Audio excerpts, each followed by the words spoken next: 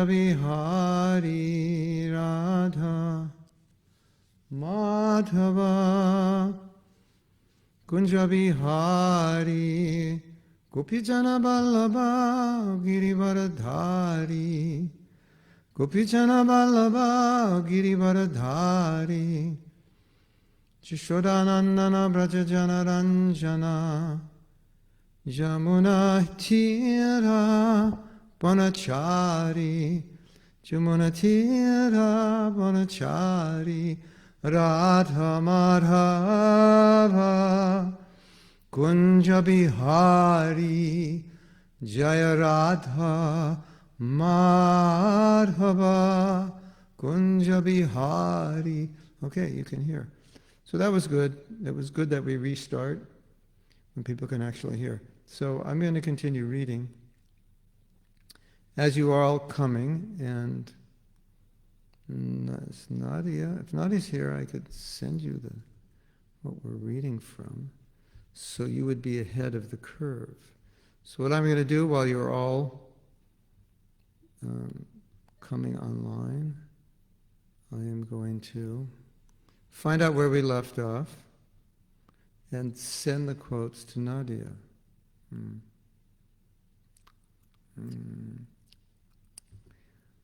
I think this is where we left off, and just give me a moment. I will send this to Nadia.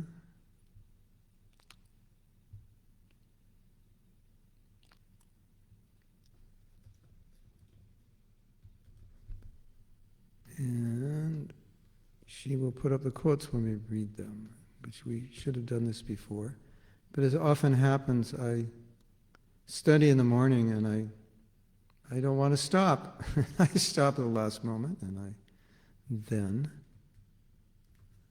am sometimes a little late or not fully prepared.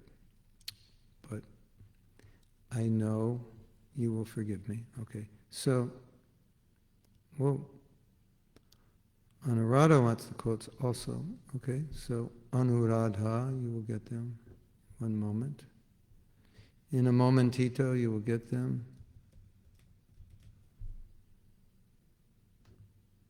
Also. Of course, when I send it, it doesn't mean you will immediately get it. You may not. You may have to wait a little bit. Okay. So, I was going to broadcast off another computer I had set up yesterday for a special class, but wasn't meant to be. But I think the lighting is better now. You agree? Lighting is better. I used to use my windows. Now I'm using actual lighting, real professional lighting. Okay, let's see if we read this. This is from 2:726. Vaikuntha lokas, either of the Lord or of other inhabitants, are completely distinct from the material bodies of this world.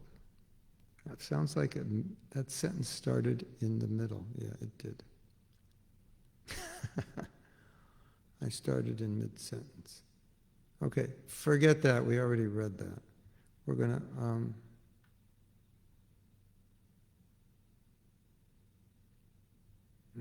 yeah, we read the next one.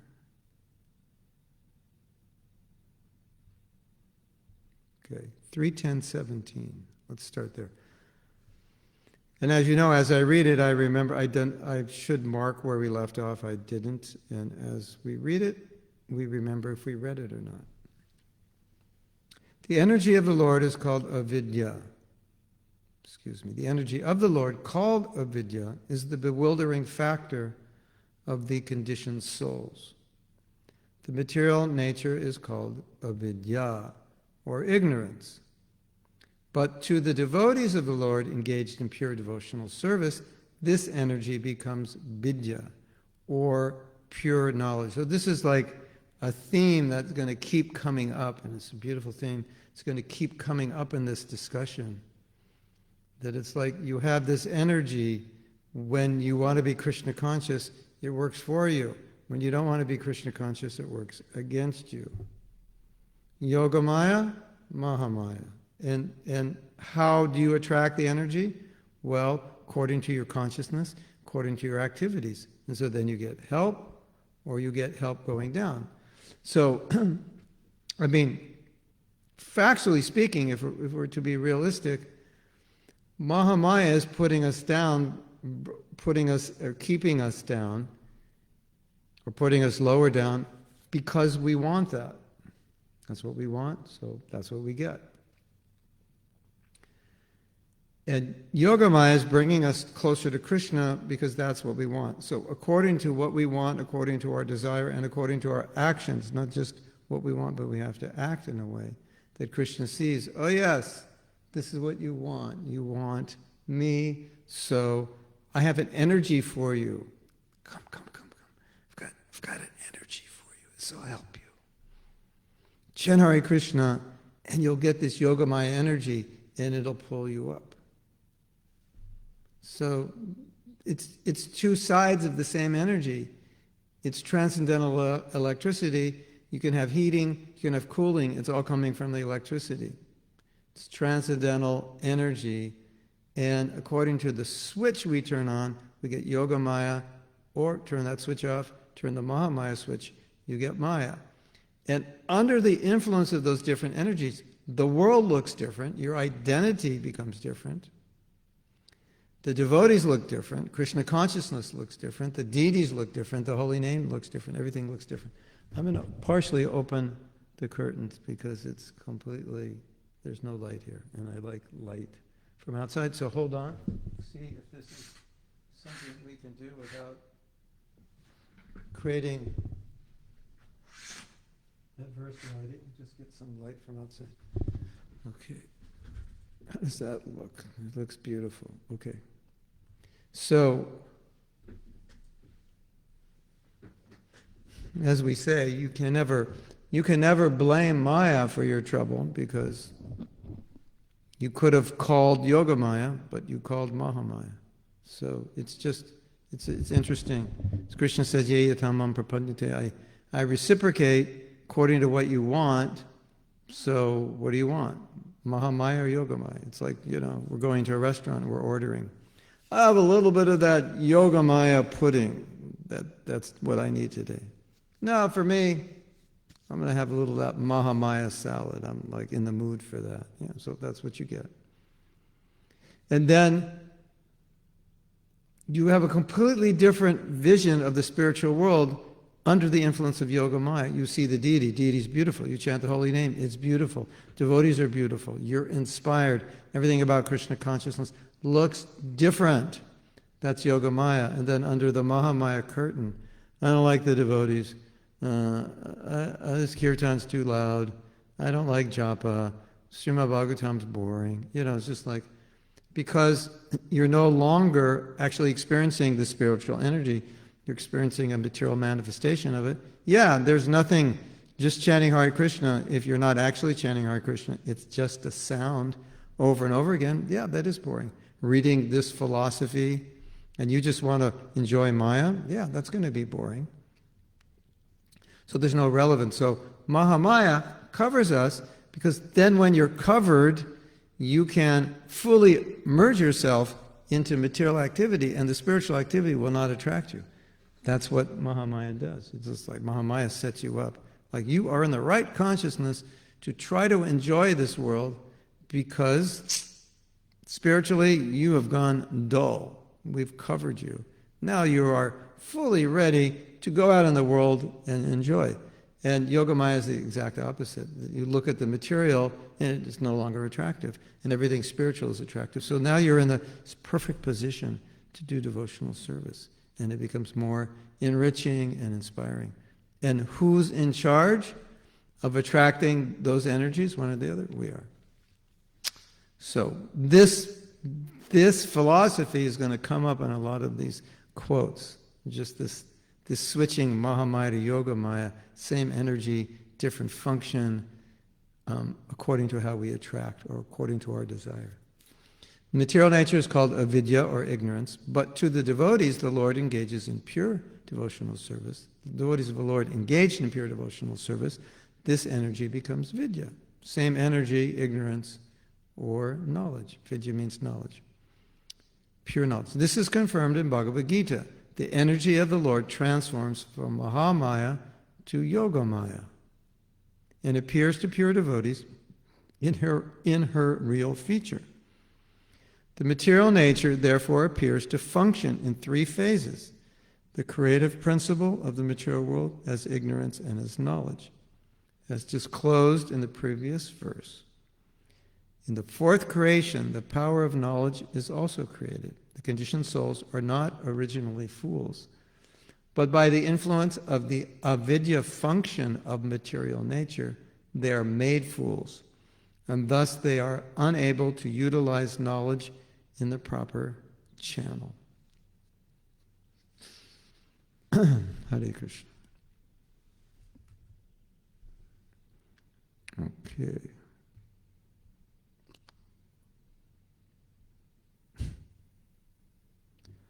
So, Nadia, okay, so you follow Nadia and you will get the quotes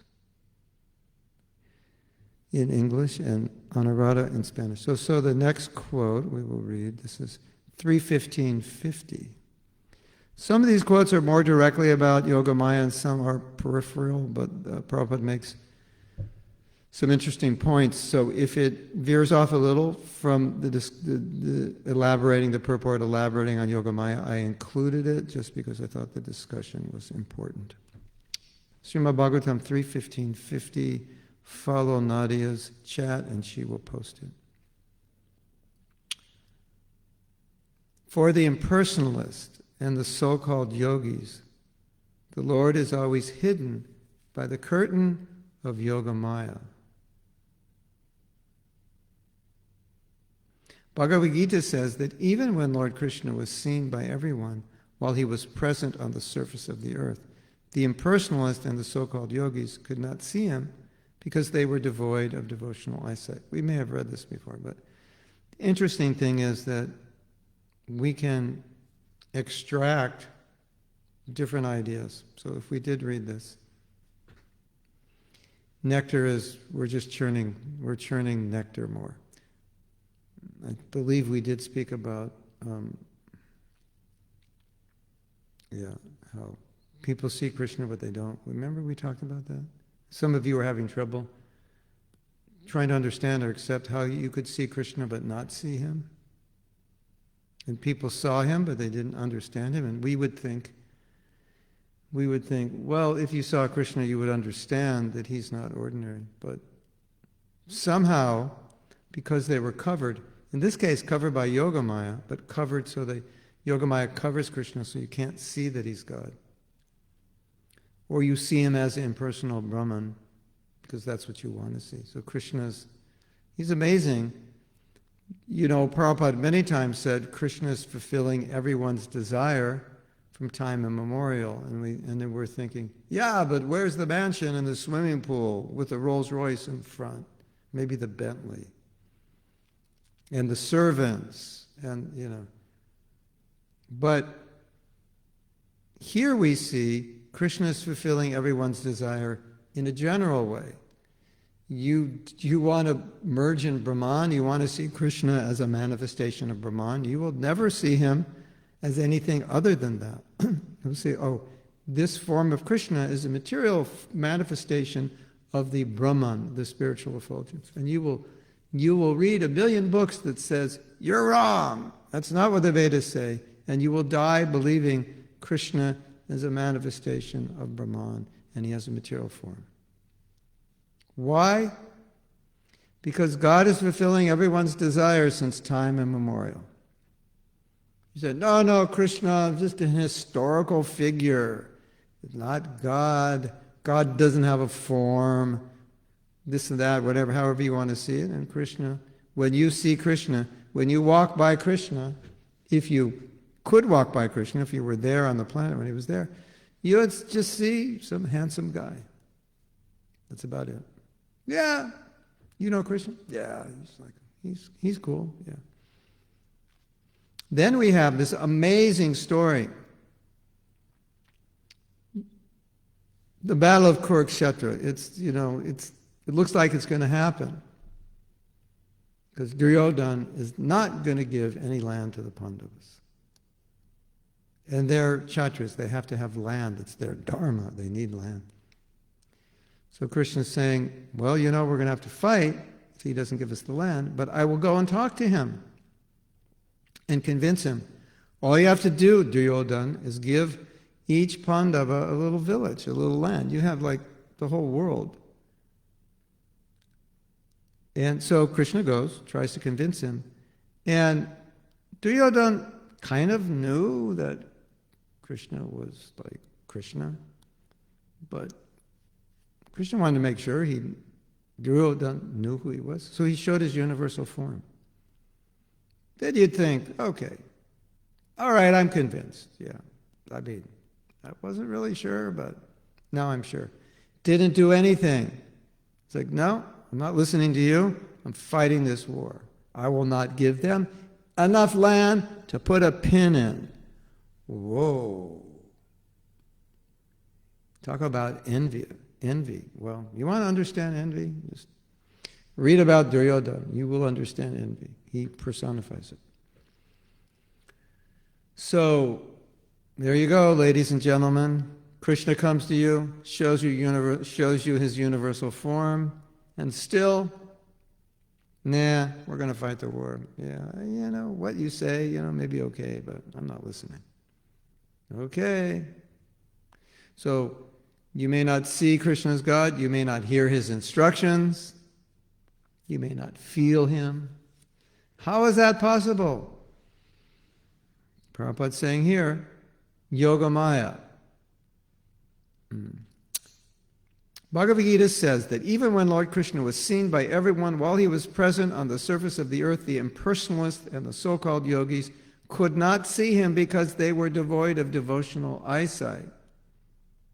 The theory of the impersonalist and the so-called yogis is that the Supreme Lord assumes a particular form when he comes in touch with Maya, a material form, although actually he has no form. Avyakta Vyakti Murtina, Krishna says in 7th chapter of the Bhagavad Gita, Avyakta Vyakti Murtina, Manyate Mam Abudaya. Avyakta means unmanifested, and Vyakti means manifested. So Krishna is not describing his descent, he's describing what people think about his descent. He said, they think from unmanifested, which means Brahman, I have come and taken a temporary form. So I'm going to teach you all that you're all Brahman, you're all spirit, and you all are meant to merge in that Brahman. And I've come to teach that to you.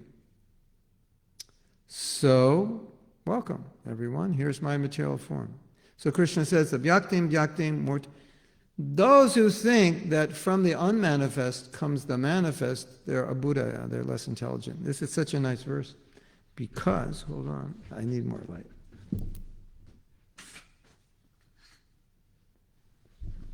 I think better when there's more light. You think better when it's lighter outside? So, this verse is, the word cool was invented to describe this verse. If that's the only reason the word cool exists, is to describe this verse. And I'll explain why. And after I explain why, you can go, ooh, you can go, cool. So, from the unmanifest, the manifest. Those who think from the unmanifest, the manifest comes. So people are reading, yeah, that's how I think. From the the impersonalists are saying, yeah, from the unmanifest, the manifest comes. I told you, it's right here in the Bhagavad Gita. Look at the next line. Krishna says, Manyate mama buddhaya. And those who think like that are fools. So Krishna gets you to buy in, right? Yeah, that's what I think. From the unmanifest, from the impersonal Brahman, this material form comes. Yeah, I'm thinking like that. I'm part of that organization that thinks like that. And then next line, anyone who thinks like that. Well, Prabhupada translates it, abudhaya. Basically, no brain. As we used to joke when we were kids, Where were you when they were passing out brains when you were a kid? You know, if I do something stupid, my friends would say, where were you when they were passing out brains? Or they'd say, kids, boys are nasty. You must have got your brain out of a Cracker Jack box, because Cracker Jacks had prizes in them. So we would joke with one another when we did something stupid. But basically, Krishna is saying, abudhaya. Abudhaya means no intelligence. So why is this cool? So once I was talking to a man who was an impersonalist. And I said, avyaktim vyaktim murtina. From the unmanifest, the manifest comes. He said, yes. I said, is that what you're saying? That's a verse in Bhagavad Gita. Yes, that's what I'm saying. And then I threw the next line, manyate mama buddhaya. And Krishna says, those who think like that are less intelligent. Or I might have used another word, like have no brain, or fools, or idiots, or... I don't think I was that nasty with him. I just probably said, those who think that way are less intelligent. And he was completely caught off guard. So the way Krishna formulates that verse, I think, is cool, because it gets people to buy in. Yeah, that's what I think. And the next line, yeah, and you're a fool because you think that way. Isn't that cool? Did you know that Krishna was that cool? I was just listening to a lecture this morning. Well, it was a talk, and our godbrother Brahmatirtha was saying that Hridayananda Maharaj told him, if you know Sanskrit and you read the Bhagavatam, you will see that sometimes the sages actually are joking. They have a sense of humor in the way they're explaining the philosophy. So I think I could be wrong, but I find that this is Krishna's sense of humor is coming in here when he's kind of getting buy-in from people. It's a great way to argue. You get buy-in, and then you say, this is what you believe, and you spell it out. They go, that's what I believe. And you already have your argument ready to explain that doesn't make sense, but you get them to agree, because now they can't say, well, I don't really agree with that. So basically, that's what Krishna's doing. So, Krishna has a sense of humor also. And I think perhaps maybe he used it, maybe he didn't, maybe I just find it humorous, but I think Krishna was being funny there, personally. So, where's that verse? It could be 724. Avyaktim, vyaktim, avyaktim.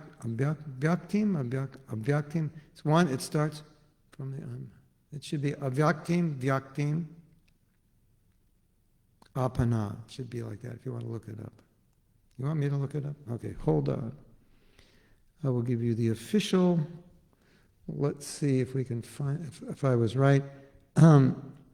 It's possible I'm wrong and that 724 is Naham Prakasha Sarvasya Yogamaya Samanvritaha.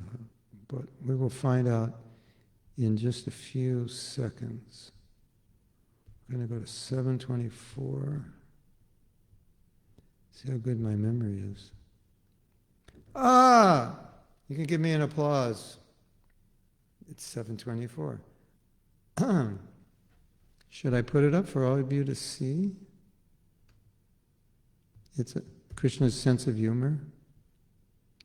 I will put up the Sanskrit in case you're interested in Sanskrit. I don't know if any of you are interested in Sanskrit.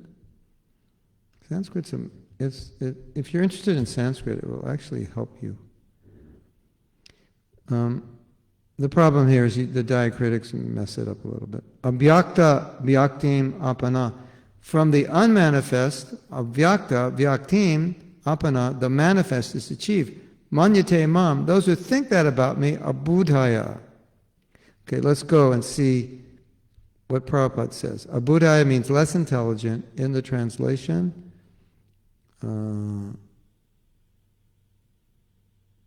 He doesn't use, he uses that in translation. So here's the translation. Unintelligent men who do not know me perfectly think that I, the Supreme Personality of Godhead, Krishna, was impersonal before and have now assumed this personality. Due to their small knowledge, They do not know my higher nature, which is imperishable and supreme. Okay, that's very politically correct and polite. Due to the, excuse me, sir, I know you think that Krishna comes from Brahman, but that's due to your small knowledge.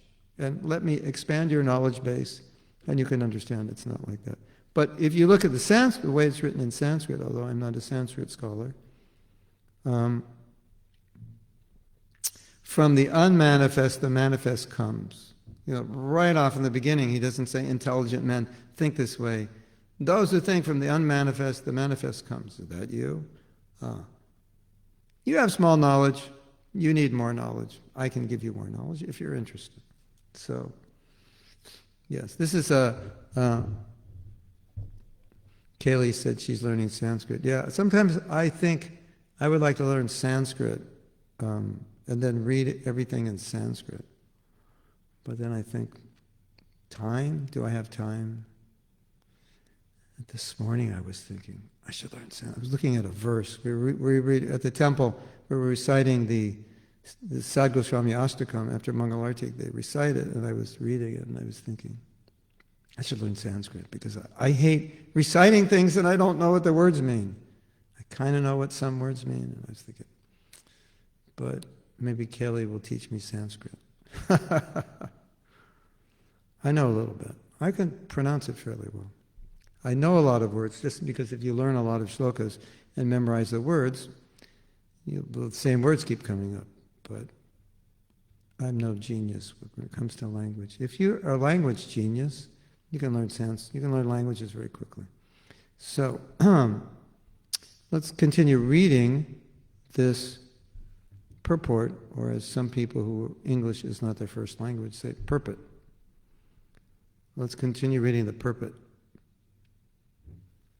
The theory of the impersonalists and so-called yogis is that the Supreme Lord assumes a particular form when he comes in touch with Maya, although actually he has no form. This very conception of the impersonalists and so-called yogis checks them from seeing the Supreme Personality of Godhead as he is, because when they see Krishna, they're like, oh yeah, I know you. You're the material form of Brahman. You're the temporary material form of, nice to meet you. I'm glad you came here, you know, we can use your help. That's about as far as you're going to get with them. The Lord, therefore, is always beyond the sight of such non-devotees. This is the four Kumaras. The four sages felt so much obliged to the Lord that they offered their respectful obeisances unto him again and again. Now, Bhakti-mam abhijananti, Krishna says you can know me by bhakti, so we can also say, abhijananti means to know, but we can also say, see, atasi Krishna namani, na bhaved graham indriya. You can't understand Krishna with material senses, so you can know me, you can see me, you can appreciate me, you can relish my presence in the name, in the Bhagavatam. If you have bhakti, but if you don't have bhakti, then you don't actually see me. You can't see me. Even the Beatles sang a song, you can't see me. Even materially sometimes people don't understand one another. So they don't actually see another person as they are. So if that's materially a fact, some people are really difficult to understand. They have multiple personalities, you know, they're complicated people. They're hard to understand people. So if that's true for ordinary people, what to speak of Krishna? But the point that we're making here is it all depends on the attitude of the person to what they understand about Krishna, what they see. Yeah, so Krishna's walking by. Oh yeah, there comes Brahman. Brahman's walking down the street. You want to meet him? You want to say hello to him? No, Brahman's everywhere. I'm fine. You know, I mean, it's cool, but I'm Brahman. Realized I don't really need a temporary manifestation of it, but you know, it's nice that he came down here. So okay, whatever you want, you decide. Or no, he's just an ordinary person. I don't need to meet him. Okay, whatever. And if you're the gopis, then what? If you're not meeting Krishna, you're crying. It's the same Krishna. What's going on here? Different realization, different energy, different covering. Gopis are also covered. They don't know it's Krishna. They don't know who Krishna is. They know it's Krishna. They don't know who he is. Just like the impersonalists, they don't know who Krishna is, and the people in Maya, they don't know who Krishna is. The gopis don't know either. But the difference is that Yoga Maya allows you to become attracted to Krishna. And Maha-maya doesn't. It has the opposite effect. So, yes. Okay, we'll read some of your comments, if there are any. Go to the comments section. Is my video freezing? This internet connection is... They promised me we would have a better internet connection. They have to rebuild the whole line. Then I got this other internet connection that's faster, but is only faster when it feels like being faster. And a lot of times it doesn't feel like being faster, and it just doesn't do anything. It decides, I'm going, instead of being faster, it decides to go on a fast, and it just sits there, and it actually doesn't work. And I thought, this is our saving grace. We're going to get... It's faster when it's faster, but sometimes it fasts, and then it doesn't have strength to do anything. And it kicks me off. It's an internet just directly from a cell tower. So, right now, not working. But I did find out, by getting this, because it has a 5G aspect, I did find out there's no 5G around here. But they said there's 5G in Gainesville. So, for all of you who live near 5G, I'm praying for you that your brain still works next week, because that could be some nasty stuff, especially if you're younger. You know, for older guys like us, maybe it's not powerful enough to do severe damage so quickly, but okay. So I am going to go back. I feel sorry for all of you youngins. You're going to have to grow up in this crazy world. The devotees were having a discussion. I came across this discussion. There's a group of men called Arise, and they have a discussion. And the question for discussion was, is technology a boon or not? Is it destroying us, or is it good for us? And the standard answer is, well, it depends how you use it. And I was thinking of all the things that Prabhupada said about technology. And basically, Prabhupada's point was, well, if it's there, of course we'll use it. Doesn't mean we approve of it, doesn't mean we think it's a good idea, but, we're all playing the same game now, so we'll play the same game that you're playing. We'll use the same ball and bat and everything. It's there. We didn't make it, but Prabhupada said we'd never make it. We wouldn't do that. And my vote was technology. Okay, here's so we're going off on a tangent, but it's interesting. I was listening to their conversation. It was a really nice conversation. If you want to hear it, I'm not sure where to hear it, but I think the group is called Arise, and I picked it up on someone's Facebook page. So it's like 1975, right? And we're all like brilliant scientists in our 20s. And someone comes along and shows us the future. We know everything up till 2020, everything that we've experienced, that human society's experienced, is now known to us. But at this point, there's no internet, there are no personal computers, there's no social media, there are no smartphones, and there are no dumb phones. There's just what do you call them? I forgot now. Landline phones, that's all there is. No iPads, no laptops, nothing. No software where you can sit in your house and make a movie or write a book, make a full-blown professional recording, nothing. And you now are told this is what is possible and this is what the world will look like in 2020 if you do this. This is how people will be living, how they'll be communicating, the changes in their consciousness and lifestyle. And you're sitting there, and you're one of them, and you have the brain power, because you're this amazing scientist, to create the technology for the internet, for the iPhone, for the laptop, personal computing, the software. You all have the brains to do it. My question to you is, knowing where it's going to go, would you do it? And you know what? You know what? This question has been asked to people who actually did it, and they said, I'm not sure. Seeing where it's going, is I'm not sure I would have done it if I knew this. Interesting. I'll leave it at that. It's a whole other discussion. We're getting completely sidetracked. But I just had to say that because I had to say it, because it needed to be said. If we could dump all this technology, but well, I don't know, how will we communicate? Well, letters and telephone. The way I did it growing up, I didn't end up in a mental hospital. It was okay. We had to pay people to do graphics and lay out books, and had to go to recording studios. I'm like, yeah, but in a sense, they did all the work. It was easier. Now we're up late at night, because I can write the song and I can record it and I can do the graphics for the cover, and I can do it all, right? And I have no time to even breathe because I can do everything on my computer. So okay, it's cool. Maybe I wouldn't be able to do that if I didn't have all this technology, but kind of like I traded my life in to be able to do it. Whereas in the old days, you just go to the studio and let those guys hassle about it.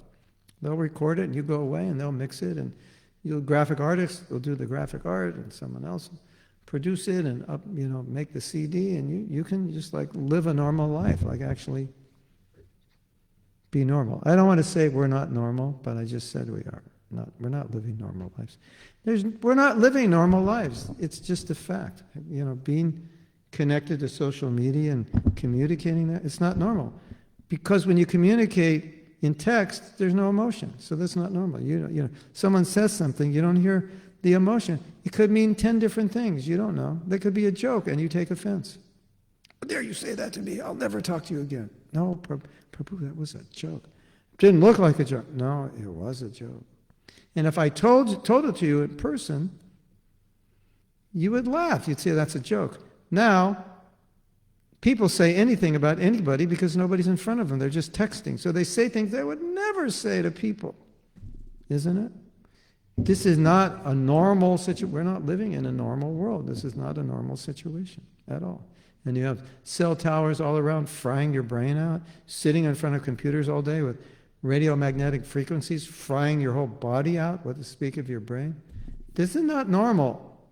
It is not. You have food that has very little vitamin and nutritional content. That's not normal.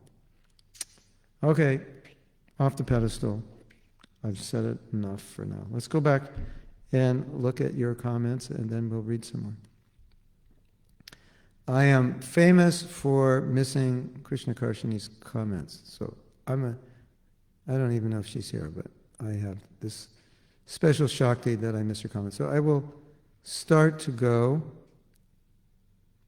Yeah. This is better lighting, isn't it? This is the actual professional lighting I bought. When I came back from India, and I realized, well, we're going to be doing online, and I was like, I got a camera, I got lighting, put up the curtains so it looks good, got a new bookcase, so we were upgrading, so this is good mic, good mixer. I did all for you. This is all for you, so you wouldn't think, how come I can't see him? Why is the lighting so bad? Why don't I hear him? It sounds like he's miles away. We did it all for you. I wanted to serve you well. And you were kind. You sent donations, and it was well spent. And we're just using it back in your service. So, okay. So Sydney's asking, should I not get mad at Maha-maya? Not if you invited her over. But, you can get mad at her even if you invite her over when you see what is actually going on. But you should actually get mad at yourself because she's just doing what she's supposed to do, like sometimes you'll be in a store and you'll want an employee to do something, and they'll say, I'm sorry, I can't do it. It's just the rule. You Your hand, it's India, your carry-on baggage is too heavy. We can't take it on a plane. But if you go first class, you get more weight. Yeah, but you're not in first class. Well, can I pay more? No, it's not the rule. You have to, check in another suitcase. But, whatever, Can't you just bend the rule? I'm a sadhu, Look at, see my tilak? Hare Krishna, Hare Krishna. You don't have a sadhu discount. I always tell them at the airport, you don't have sadhu discount? And they just laugh. Sometimes it works, though. They're like, okay, go. So, but, they're just saying, I can't bend the rules. So Maya can't bend the rules. So we can't be mad at Maya because she can't bend the rules. We have to be mad at ourselves.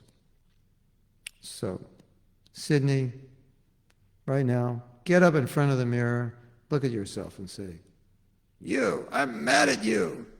You called Maya over today. I'm mad at you. Don't do that again. Well, maybe you don't want to do that, but you understand the principle. It's not Maya's fault, it's our fault.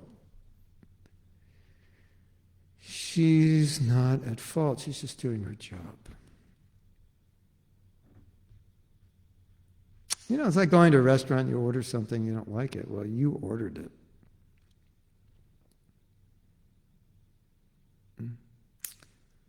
Reshma is at work. I'm going to call your boss, Reshma. She's listening at work. Yeah, Gopinath yesterday was working. I was watching him work. He was listening to class. We had a class in the afternoon. He was listening at work. It was kind of interesting to watch him. Reshma, if this were Zoom, we could see you working. Okay, I won't tell your boss.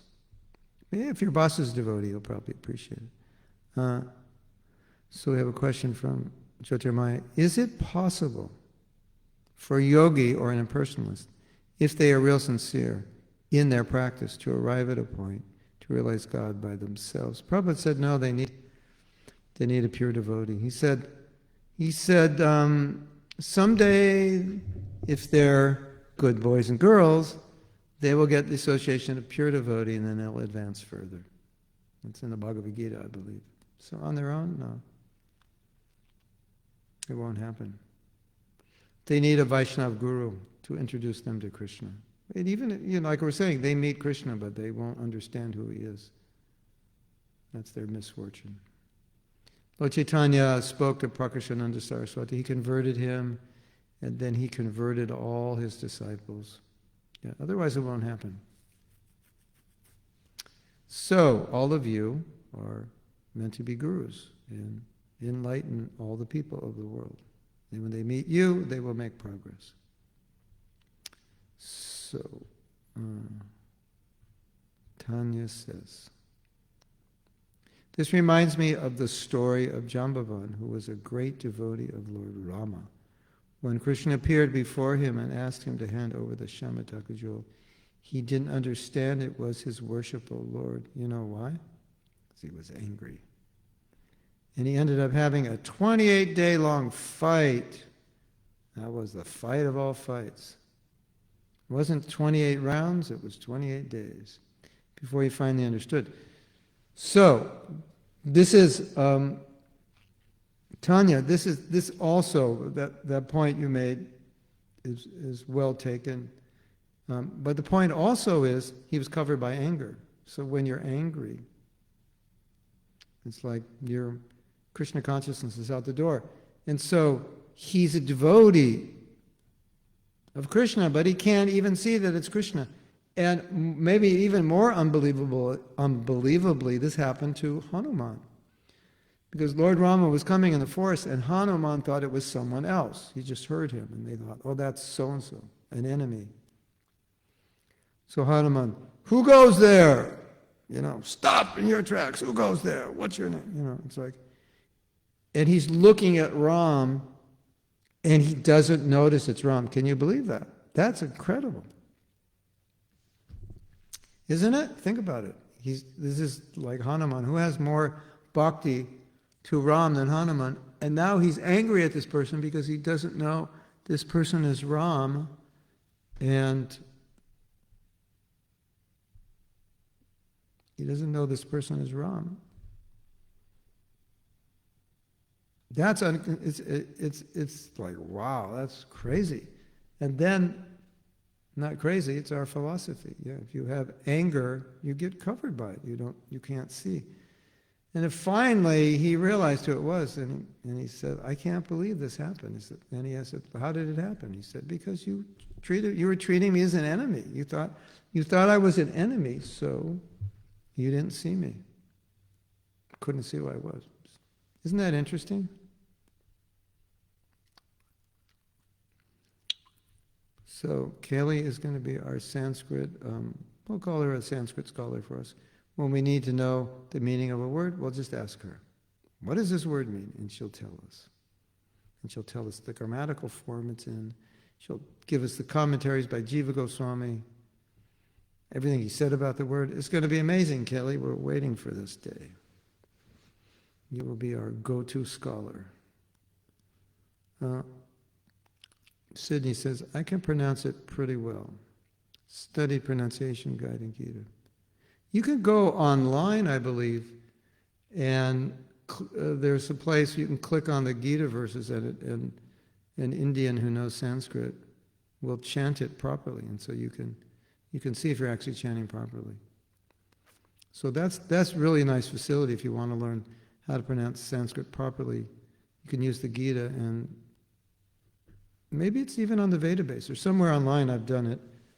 Every verse in Sanskrit, you just click on it, and it'll Naham prakasha sarvasya yogamaya samanvitaha mudho yam nabijanati mam ebya paramabhayam.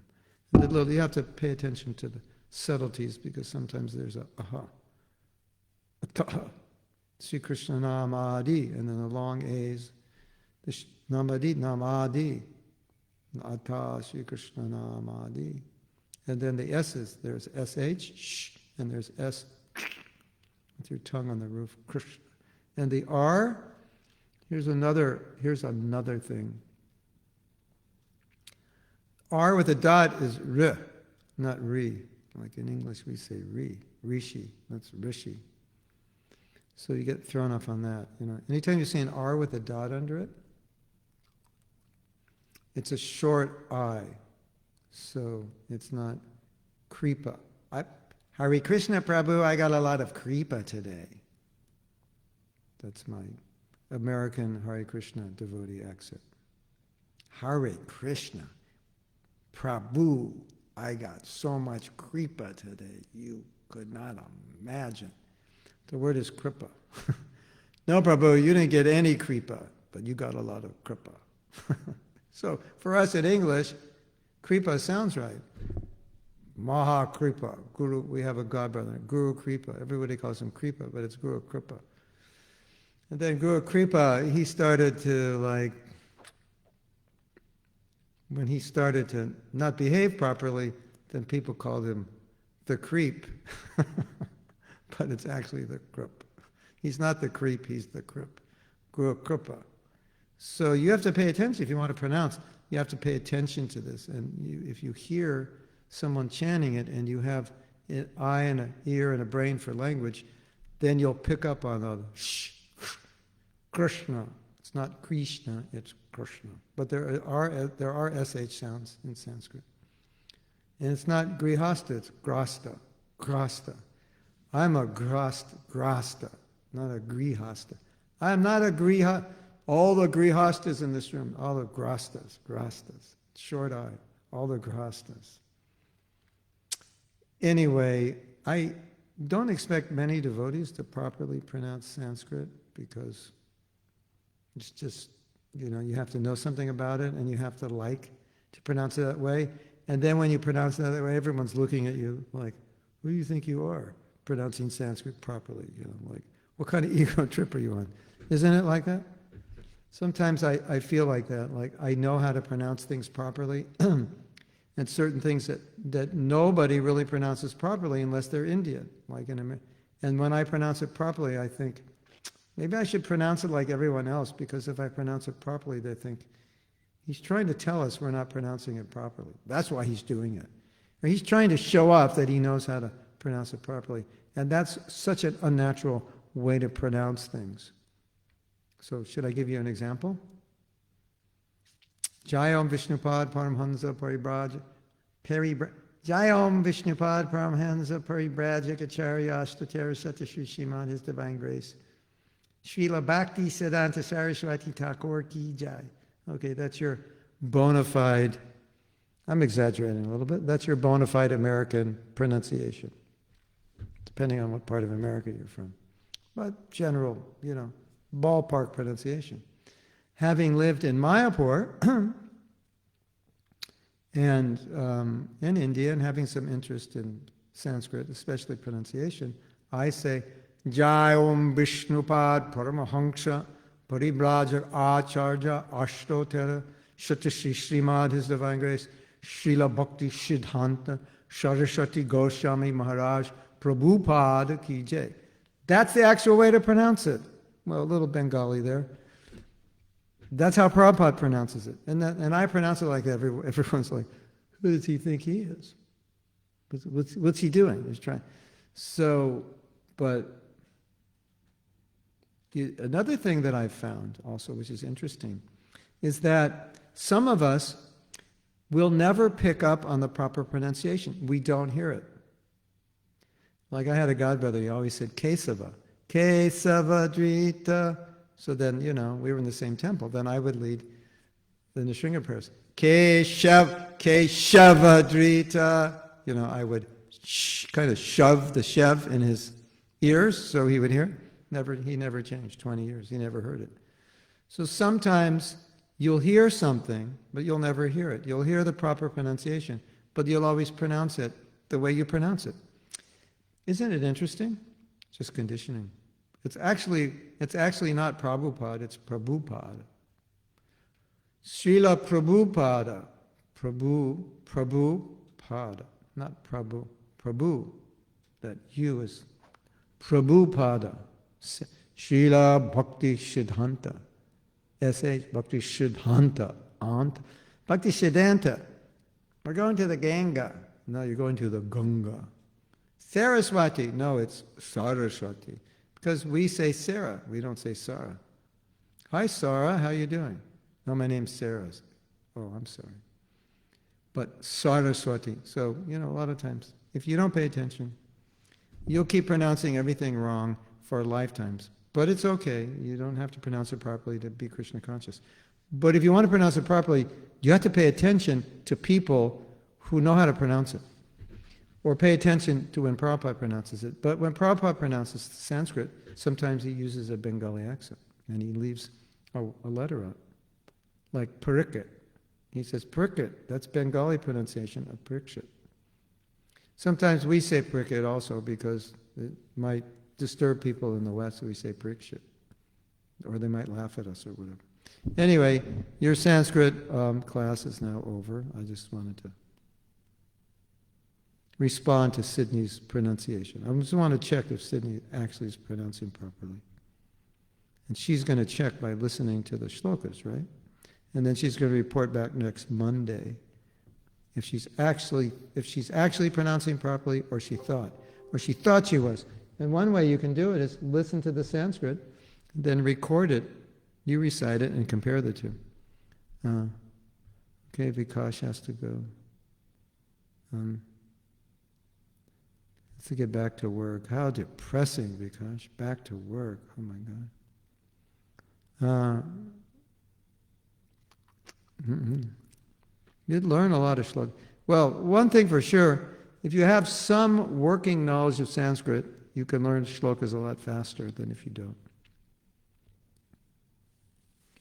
If Sydney and Kelly, if you're inclined to learn, go for it. I asked Prabhupada if we should study Sanskrit, and he said it's not that important. If there's time, you can do it. It's more of a personal thing. So I have a question now. Can you hear me? Because I don't see my video.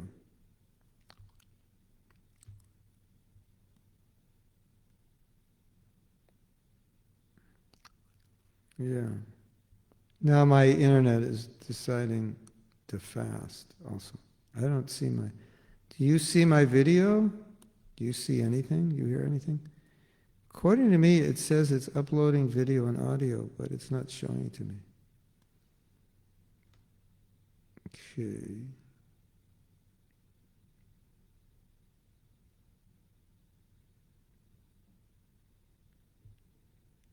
Is Krishna related good? Not Krishna related bad? Okay.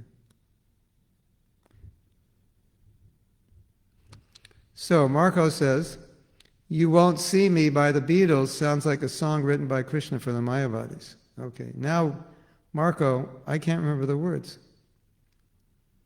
All I remember is because "you won't see me" or something. I mean, the last time I heard that song was probably 1967 or 68, when I was a few years younger than today. Send us the words that would relate to the Mayavadis.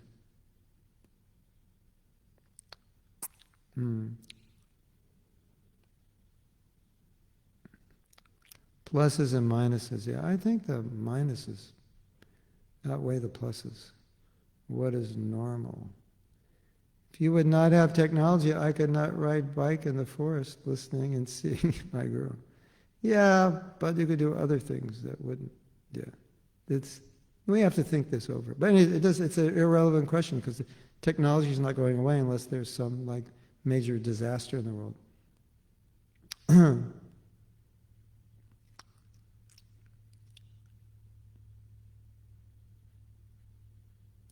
How we use it. The problem is, using technology comes with the downside of misusing it.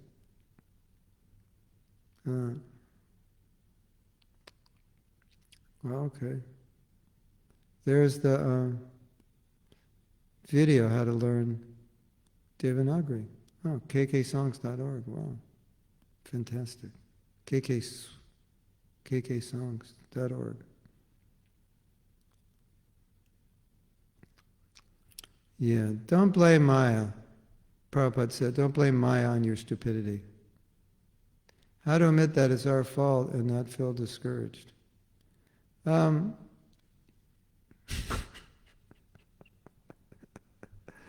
Because we want to blame someone else so we don't get discouraged. That's kind of immature, right? If you don't blame yourself, how are you ever going to improve? So, you have, if it's your fault, just, grow up and, Yeah, that's the answer, Krishna Karshna. How to blame yourself and not get discouraged? Grow up. That's the answer. Once you grow up, you can do it. We have another video series. All right. Everyone's going to learn Sanskrit. Maybe we should just have Sanskrit classes from now on. Yoga for your tongue. Oh, I like that. Properly pronouncing Sanskrit is like yoga for your tongue. The R's in Holland, they pronounce R and then Krishna. I don't know, Nirmal. That Dutch language, I don't know. If I were God, I would improve it. Get rid of the coughing in the Dutch language. I don't know. Okay. When I call you up, your line's engaged. All right. Okay, this is Krishna speaking to the Mayavadis. I have to go to the end to make sure you can still hear me.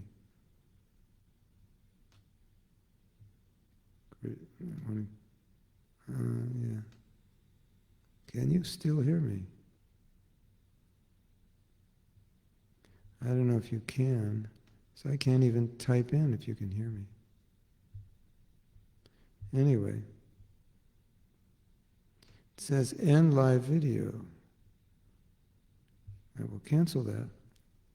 But now the question is, I can't even type. I can't even type to ask you. So I think, according to me,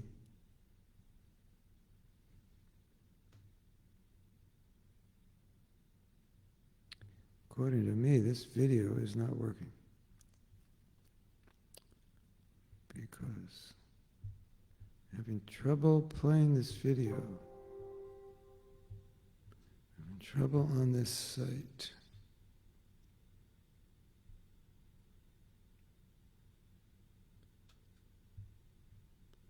Use camera. Think it's over. Okay, well, I'm gonna. Yes, we can hear you. Oh, you can still hear me? Okay. Is that true? Because I can't even read my. All right, well, I'm going to pretend like you're all here, even if you're not. Okay, so we're going to read what Krishna says to the Mayavadis. Krishna says, when I call you up, your line's engaged. I've had enough, so act your age.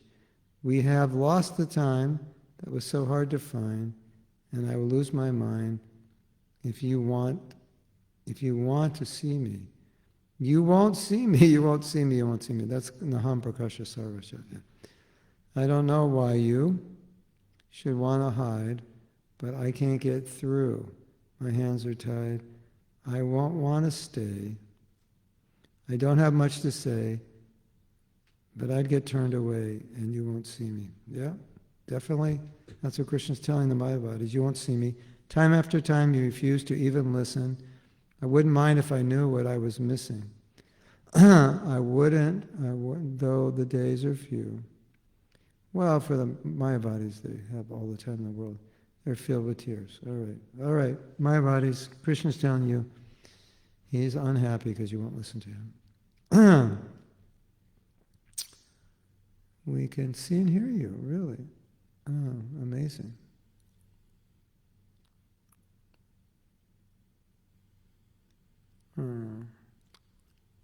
Kadamba Kannada Swami, he's gonna, yeah.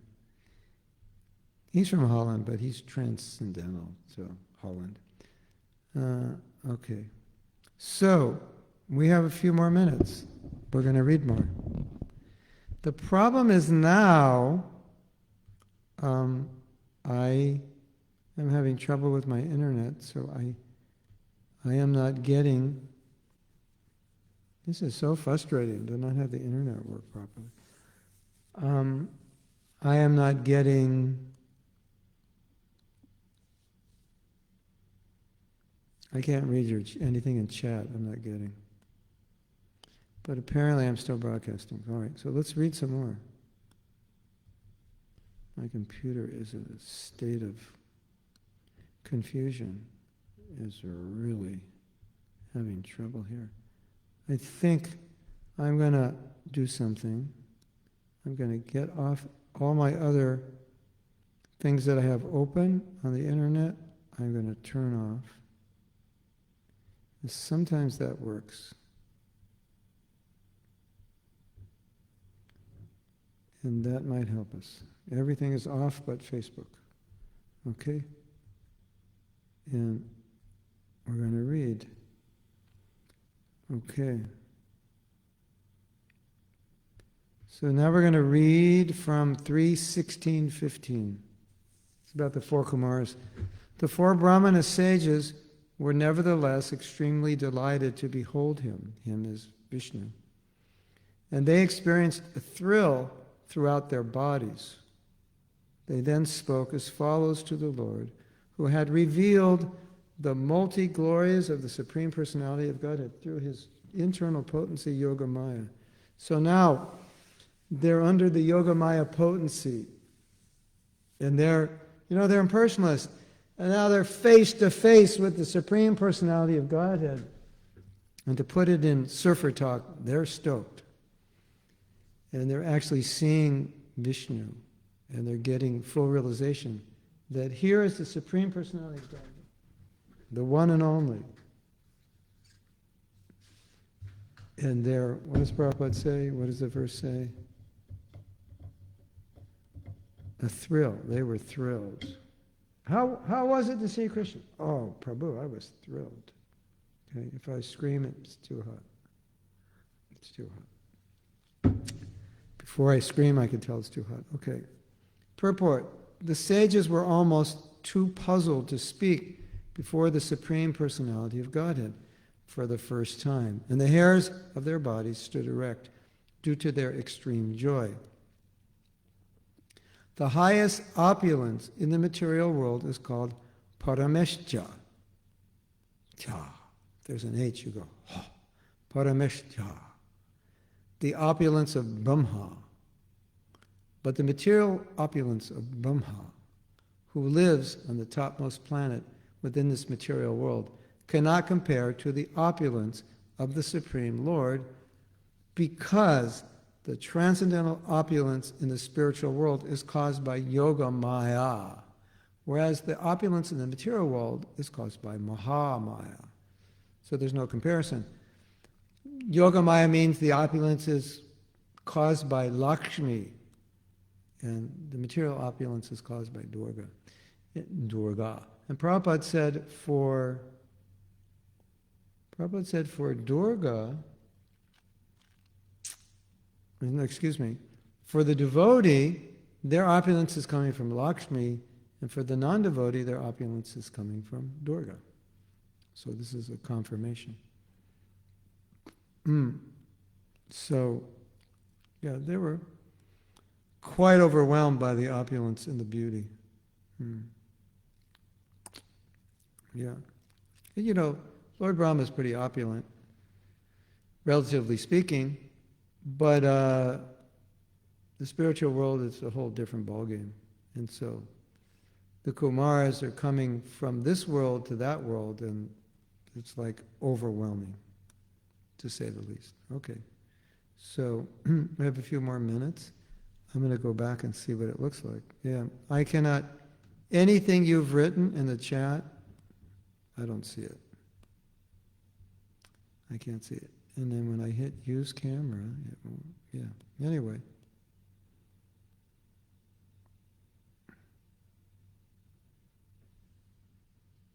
Yeah.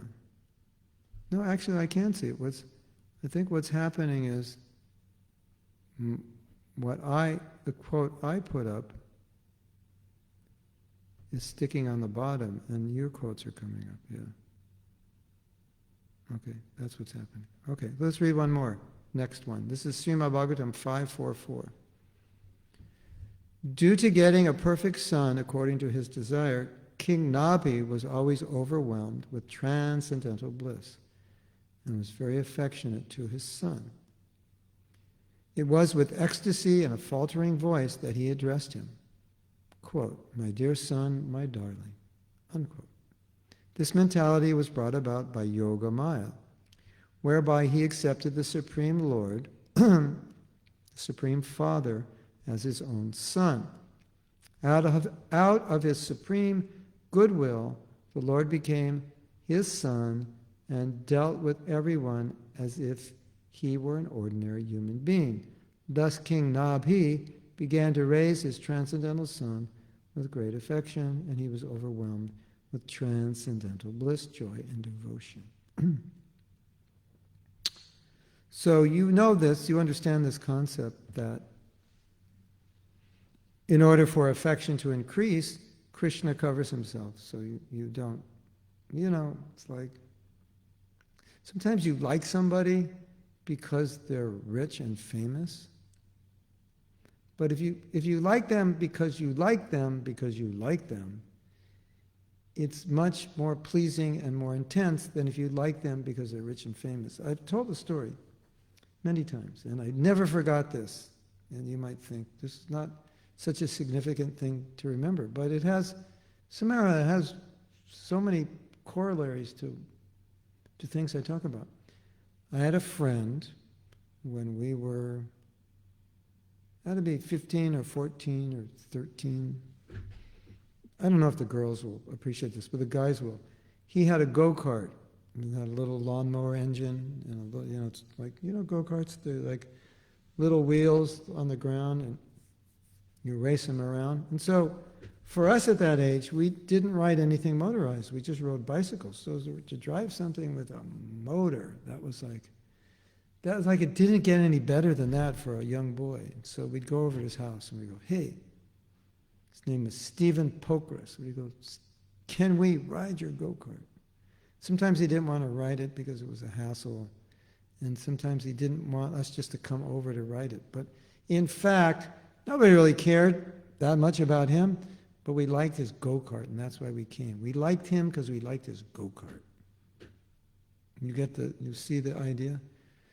We didn't like him because of him, we liked him because of his go-kart.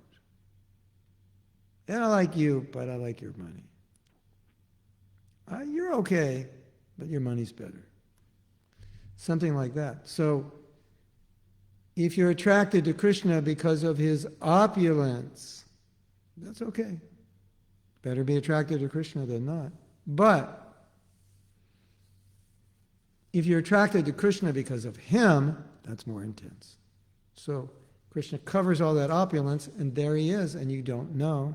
He's the Supreme Personality of Godhead. So for the Bhakta, in one of those who's doing Raganuga Bhakti, as we're doing, then, or aspiring to do, then, or the Ragamika Bhaktas, in the Leela, that becomes more intense, because it's not like I'm attracted to you because I like you. Why do you like me? Well, you're God. Like you're the man.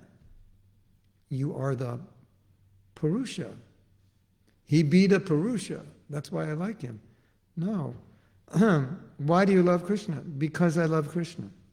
One time, someone would say to Prabhupada, how do you know Krishna's God? And Prabhupada said, it doesn't matter. We just love him anyway. He's so beautiful. We love him anyway. Even if he's not God, we love him. So that's that idea. It doesn't have to be God. We just love him. On that happy thought, I'm going to end class because I have to get set up for the next gig. We're doing a little interview. So, somehow or other, I guess you're seeing me and I'm not seeing you, and my chat has gone into a state where it won't let me chat, but I do see that Nadia put up the last two, the verse and purport. So I guess we're good, and I will say goodbye and get ready. This is just a private interview, and then he's going to show it somewhere else later. It's about resilience, how to be resilient. Nothing bothers you. Nothing will bother you ever again. Okay? Say goodbye to all of you. And some things are happening tomorrow and the next day. And you're all invited. I know on Sunday we have a class at 9 o'clock. Saturday, we have Kids Japa at 10. That's going to be on my same address we have Japa. If you want to come to Kids Japa, you can just come, but just don't show your face, because the other kids will be like, what are you doing here? This is for kids. But as I said before, basically I teach the same thing to kids that I teach to adults. I just have to explain it differently. So that's Saturday, and then we have our class in China at 6, and as I've said, I don't speak in Chinese, so you can come if you want. And Sunday at 9 a.m., this is for the devotees in Tampa, you can join. It's on